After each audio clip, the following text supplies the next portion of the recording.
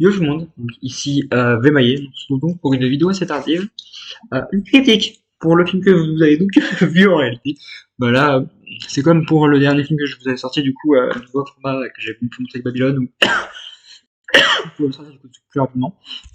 On se retrouve donc aujourd'hui pour donc ce film, l'un des films le plus attendu que je pense de l'année avec Babylone pour certains types de personnes, hein, parce que ça dépend aussi de ce que vous aimez tous et de ce qu'on aime, hein, parce que Creed, désolé, ça c'est pas pour tout le monde, hein. Mais pour donc ça va être une critique peut-être pas la plus longue de ma chaîne, peut-être pas la plus courte non plus, hein, entre les deux. Une petite critique du coup sur un film qui m'a beaucoup retourné le cerveau, mais on va en parler juste après. Je sais que d'habitude bah, je vous fais quelques points d'interrogation où je vous dis pas encore de quel film on parle et tout, donc là c'est un film, je fais un peu le même style, mais un film qui est sorti donc 1er mars 2023 en France, il n'est pas encore sorti aux États-Unis, il sort le 3 mars 2023 aux États-Unis. Donc c'est Creed 3. Euh, Produit par Stallone, c'est important de le préciser, et réalisé par Michael B. Jordan, avec de nouveaux acteurs assez intéressants. On va pas se mentir que d'ailleurs, je suis assez fier de ce que j'ai pu voir dans cette série de films, dans ce film. Assez fier d'avoir découvert ces acteurs. Bon, l'acteur, l'antagoniste, donc joué par Jonathan Majors, je l'ai connu, je l'ai vu jouer quand du coup, dans Ant-Man. Beaucoup vont dire que c'est pas sa meilleure version. Je suis pas totalement d'accord avec eux, mais bon. On voit très bien que ce gars est très fort, hein, tout comme Michael B. Jordan ou les acteurs qui ont été choisis donc, dans ces films, dans ce film Creed. Et je pense que du coup, pour moi, c'est ce critique, le mieux à faire, bah, c'est de faire comme je fais d'habitude, de vous parler un peu de, bah, du coup, des personnages du film. Je pense qu'on va parler d'ailleurs de suite du personnage le plus important du film en réalité, hein, on va pas se mentir. Comment dire, pas le plus important, mais le plus connu du film, c'est-à-dire le pourquoi ce film c'est pour lui quoi. Donc vous l'avez vu, hein, on va commencer par parler de Adonis Creed, fils donc de Apollo Creed. Donc ça on a un peu l'histoire dans les films et tout. D'ailleurs là de base il est à la retraite, on va pas se mentir que de base il est à la retraite, il produit juste bah il est juste là pour promouvoir des combats entre les personnes. Le méchant du 2, Conlan, est de retour. C'est même contre lui qui va avoir son combat de retraite. Il veut d'ailleurs le mettre contre un nouveau champion qui s'appelle Félix Chavez. Est-ce que j'ai compris? C'est donc une star du box actuel qui a été choisie pour jouer dans ce film-là. Donc c'est assez intéressant d'avoir gardé cet esprit-là. Et Creed, bah, en fait, bah, il va revenir au passé. Donc c'est toujours une petite... C'est pas ouais, je pense que vous avez vite compris avec le titre, hein. J'oublie toujours de le dire au début, mais je pense que c'est compris. Il va revenir du coup à son passé. Quand il était gosse, qu'il a pu faire comme bêtise, comme on l'a pu voir dans le premier Creed, qui n'était pas tout blanc, tout noir, hein. Tout beau, tout blanc, je veux dire. Donc c'est ce qu'on va voir dans ce film-là, et c'est là où on va comprendre un peu sa relation du coup, avec l'autre antagoniste, donc Dam, Damian, Dame, qui est joué donc par Jonathan Majors, dont je vais vous parler juste après. Donc là, Creed, il va à la retraite, et il va devoir donc réchausser les gants pour du coup bah, affronter son passé, affronter son ennemi qui est de base son meilleur ami, son frérot. Ça fait un peu avancer au combat qu'on a eu entre Creed et Rocky. Mais là, c'est pas vraiment la même histoire, mais je pense qu'ils ont essayé de s'inspirer un peu, vu que c'est le fils de Creed quand même. C'est assez intéressant du coup d'avoir cette relation d'un Adonis qui est du coup a un enfant bah, qui est marié du coup à Bianca, et je pense que d'ailleurs je vais vous parler de Bianca maintenant. Ça sera du coup fait. Et je pense que c'est le mieux à faire d'ailleurs de parler de Bianca maintenant, parce qu'elle est assez essentielle dans ces films. Alors elle est toujours essentielle dans les films d'ailleurs. Donc elle est assez, bon, désolé pour la qualité, donc elle est assez essentielle, donc elle ne chante plus trop, parce que du coup elle a sa surdité qui est toujours présente. Elle, elle produit plus d'artistes musicaux. Elle va découvrir aussi, du coup, euh, Damien, je ne connais pas, elle va découvrir un peu aussi l'enfance de Creed, comment elle est arrivée là où elle est arrivée, grâce à Rocky en quelque sorte d'ailleurs, ce qui lui a permis de se relancer, avant de découvrir Rocky comment il était du coup. Et elle est assez intéressante parce que déjà ils ont une gosse ensemble qui donc souvent dès qu'il y a des problèmes à l'école qui se bat donc un peu comme son père qui a tempérament son père niveau boxe, donc c'est assez intéressant. Euh, Comment vous dire que ouais, le couple est toujours présent, elle est là, elle va énormément être le point qui va aider donc il y a Creed qui va le lancer, qui va être toujours là dans ses combats, elle est toujours là présente pour lui, mais maintenant s'il a sa fille. Et c'est assez intéressant donc, de voir donc, Tessa Thompson jouer ce personnage-là, hein, qui est très bien joué, et je pense que ils ont bien compris l'histoire du film. Je pense que maintenant on peut tout de suite se tourner vers l'antagoniste du film, le plus grand, je pense, antagoniste du film. Là où il y a un vrai aspect important. Donc Jonathan Majors qui joue donc Damon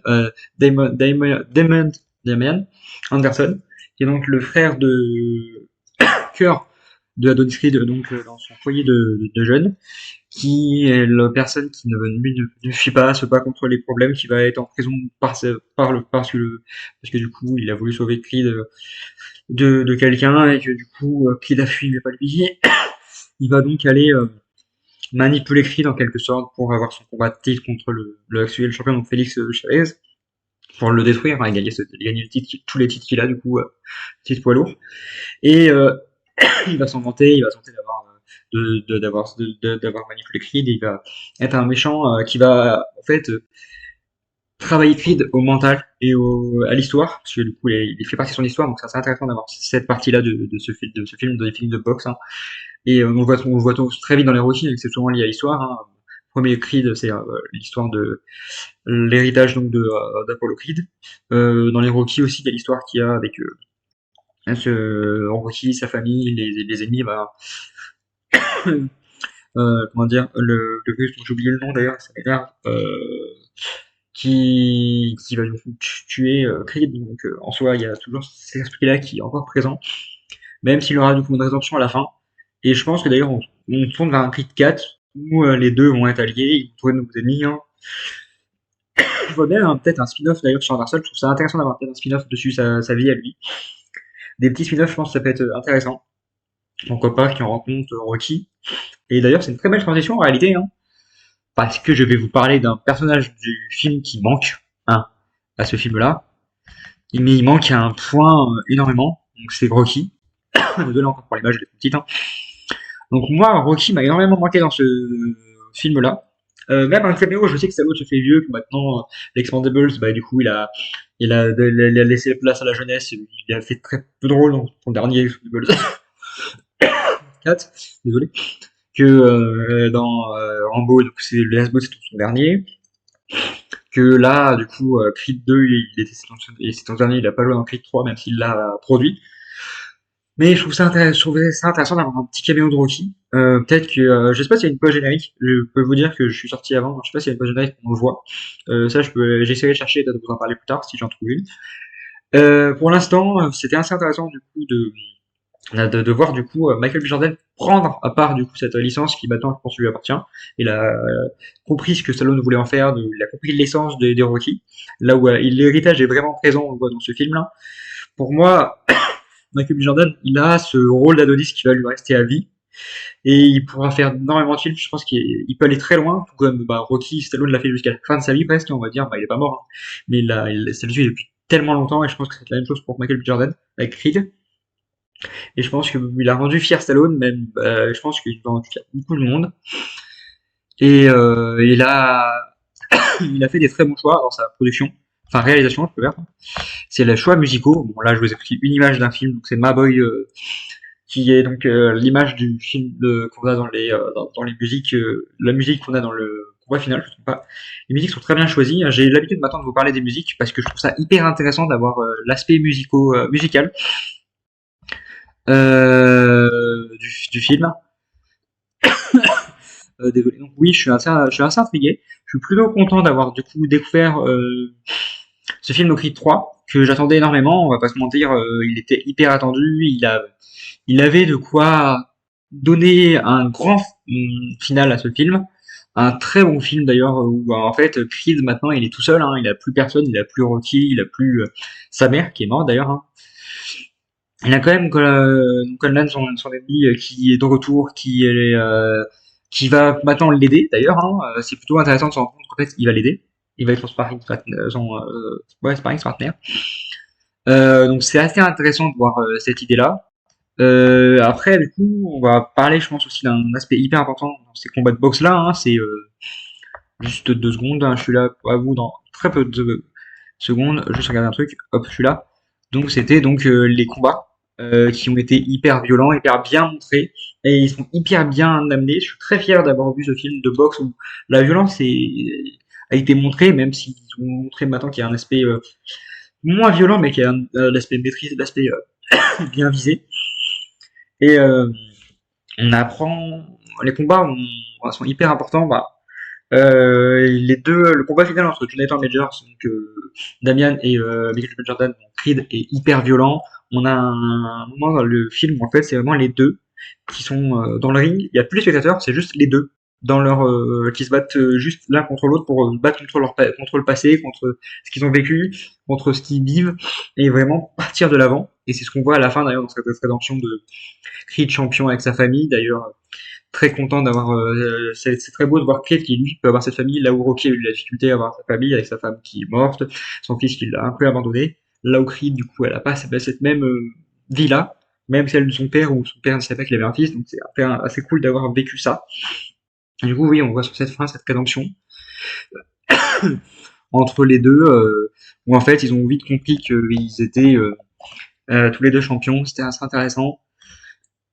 Et pour moi donc c'est assez intéressant de d'avoir vécu ce film-là. Pour moi, il y aura des suites, hein, peut-être des spin-offs sur Anderson. Je serais intéressant de voir des spin-offs sur Dalian, donc joué par comment dire, joué par Jonathan Majors qui est pas si jeune que ça, mais qui est très fort et qui maintenant va avoir des rôles chez Marvel en tant que Kang, donc il aura moins de temps, mais je pense que c'est intéressant.